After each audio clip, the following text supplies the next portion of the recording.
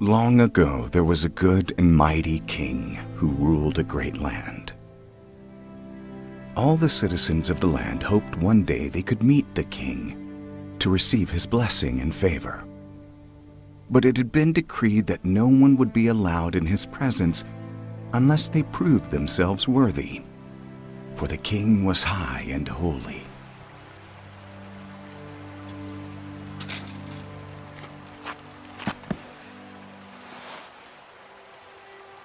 To be invited to meet the king required that each man had to pass a test. One day, a messenger arrived to remind the people of the king's decree. To prove yourself worthy, you must shoot an arrow across the river and strike my target perfectly in its center.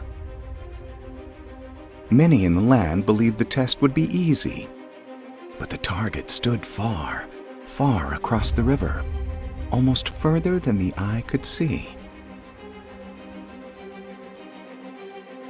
The truth is that no man had ever hit the target except for one man, the king's son, the prince, of whom it was once told had struck it perfectly in its center.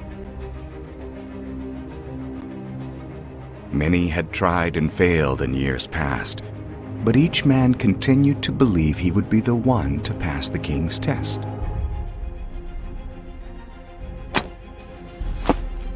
Some men thought it was a joke. Others desperately desired to please the king by working hard to hit the target.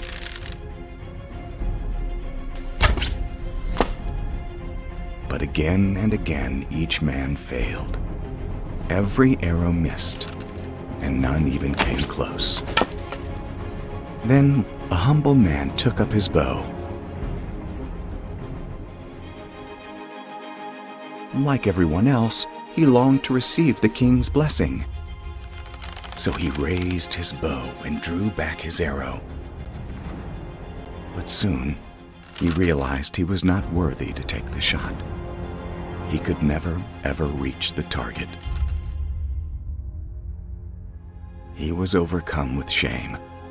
All he could do was beg the king's mercy and ask for favor he did not deserve. He handed his arrow to the messenger and said, "Only the prince can hit the target. I am not worthy, but he is. Would you ask him to hit it for me?" And then something amazing happened. The messenger revealed that he was himself the prince, and he honored the man for trusting him to pass the test on his behalf. And for his act of humility, he would now receive the king's blessing and favor.